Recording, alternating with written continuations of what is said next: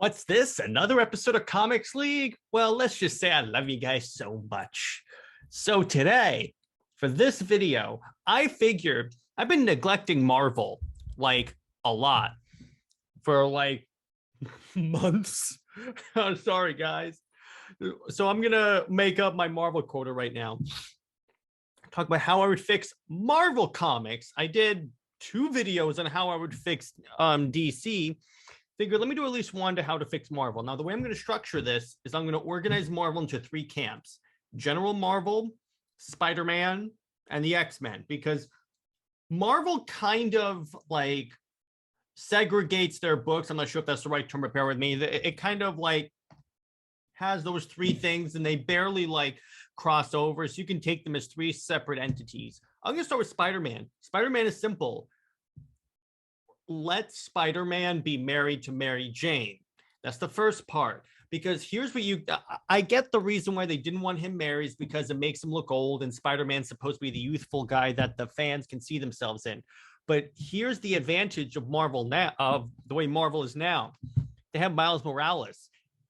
Put Miles Morales as that younger, youthful Spider-Man. Have him be that version of Spider-Man. Let Peter be married. That way, guess what? Both camps get what they want. You can have the youthful Spider-Man, but you can also have the married one, because let's be honest. And this is so much easier now that Joe Quesada's gone. Let's be honest. Marvel hasn't exactly been kind to Peter and MJ. In fact, now they have Moira wearing her skin. So I'm like, well, that's stupid. So that's one thing. Second off, this is going to go for all 3. Like, respect your, be able to say no, because Spider-Man, especially when it comes to Marvel, a lot of weird stuff has been put in there, has been published for Spider-Man that really shouldn't have made it past the proposal phase. Like Gwen Stacy sleeping with Norman Osborn. That should have been shot down immediately. That's just one example. The only example I'm going to give, because there's too many, and then I'll be here all night talking about Spider-Man. That's another thing. And really just what I would honestly do is cool it on the books. This applies to General Marvel, but it's the same thing. It's like, don't have 8,000 books. Have a few, then have other characters show up.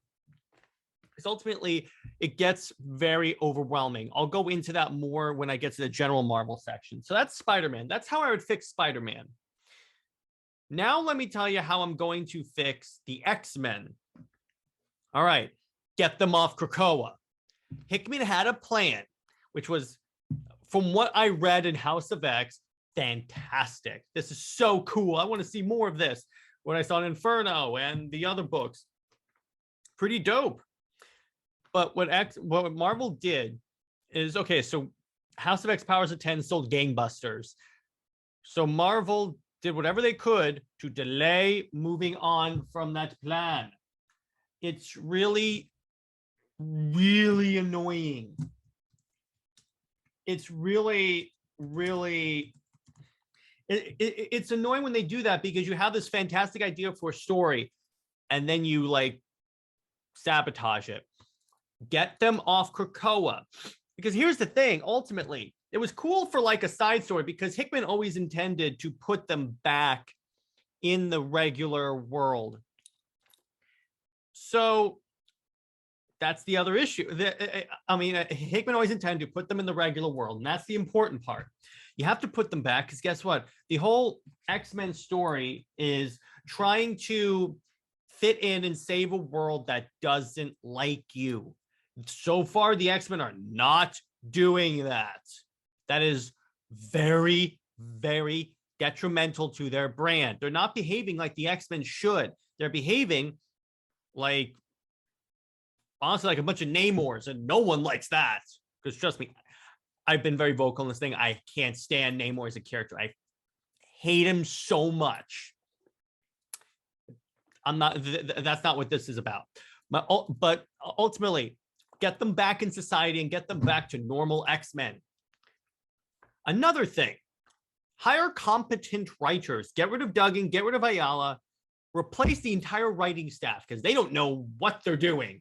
They're publishing X-Men Green, where the X-Men are heroes, but they're killing innocent people. What? Jordan White clearly has no idea what he's doing.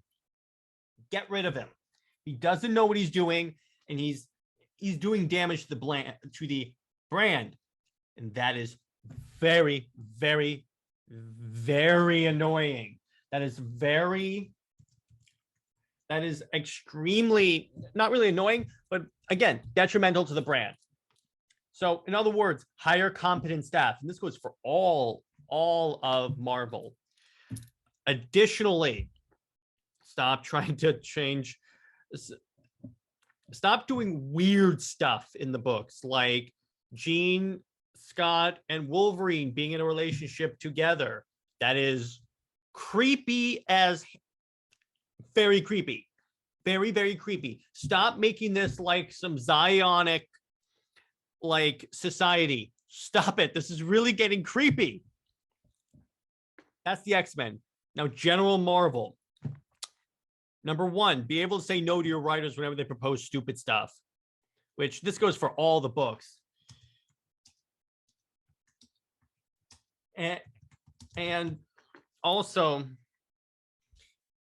don't just hire people because they've written other like things. Like we had this with Ta-Nehisi Coates. He extremely did not understand Captain America. And we saw what happened. The book tanked. So just because you think someone's good at writing, and because he could be very good as an essayist, that doesn't translate to comic book writing. Because with comic book writing, for some reason, when these writers come in, they treat it like they're writing a novel and not a action adventure story. That's where you get books that feel very boring. It's very, very, very bad. So next, all right. Actually respect the character. Captain America. Oh my gosh. Iron Man. All these characters are being made to act like emasculated like characters when they're not supposed to be that. They're supposed to be. I've always maintained that Captain America is the Superman of the Marvel universe in character and in effect on the overall universe, because all the other superheroes take their cues from him in the same way the DC superheroes take their cues from Superman. Remember what happened in Secret Empire. Just by Captain America being a Hydra agent, you saw what that did to the superhero community. You saw how many superheroes sided with Cap in Civil War. Don't even get me started in Civil War 2. I like to pretend that that story did not happen. But ultimately, here's the thing.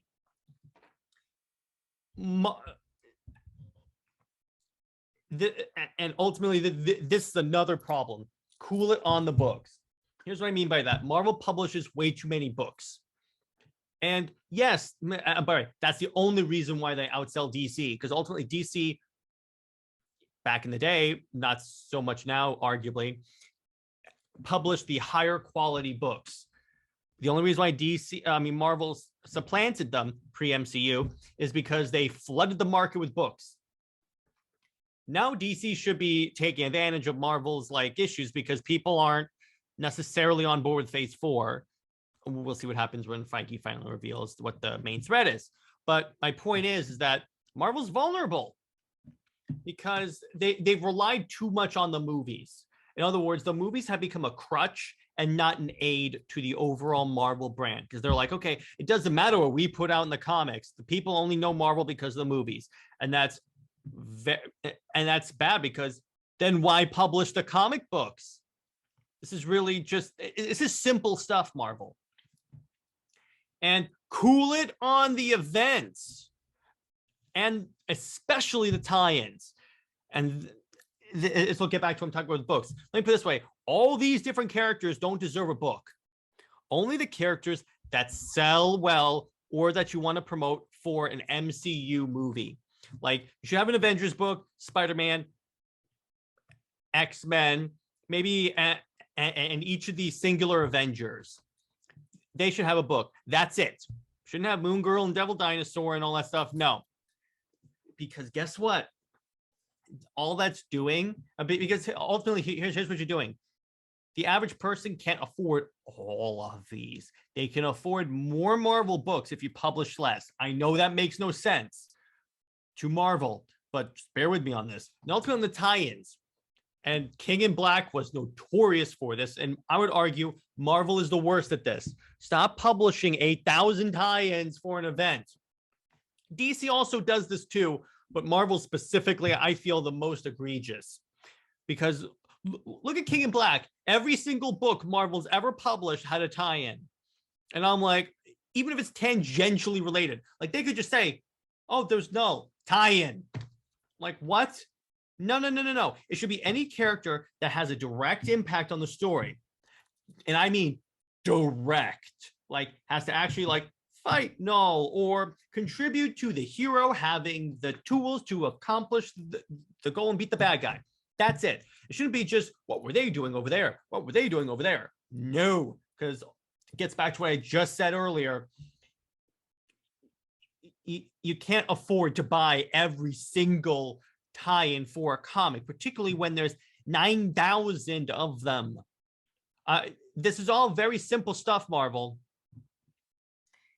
And let's see, what else? I said be able to say no. And this is something specifically for DC, for Marvel and DC as well.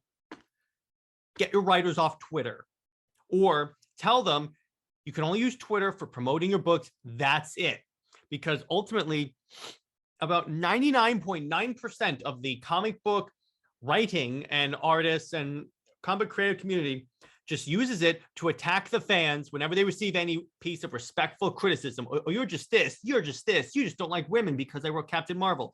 No. You have to tell these guys to shut up and write their books. Because guess what? Insulting your fans, insulting the people that are directly contributing to you getting your paycheck, that has a more detrimental effect on people buying Marvel comics and DC comics than having an army's worth of tie-ins. Because ultimately, if you're going to blast me for giving you my money for your product, I'm not going to buy your product. That's where I would start prioritizing, because customer service should be number one, especially for Marvel, because who owns them? Disney, which for the most part are the kings of customer service. Kings. They are the gods of customer service. And the very fact that you have, I get they're contractors, but it should be in the contract, you can't blast fans. Or according to Disney people, to people that have worked with the company, it is in there. That provision is in there, but Marvel has to enforce, Disney has to enforce it and tell these people, if you want to continue to work for us and get work for Marvel, stop it. So all you're doing is you're making the Marvel brand look bad, but you're also making the Disney brand look bad. Because if Disney is, because if you're a Disney employee and you're blasting the fans, that reflects on Disney, not just you. The world does not revolve around you. More people are affected by your idiocracy on social media. So cease. I got a little heated there, but it's that is the very key point. In fact, of all the points I mentioned in this video, that's the number one point that I would address first, because the other ones will come.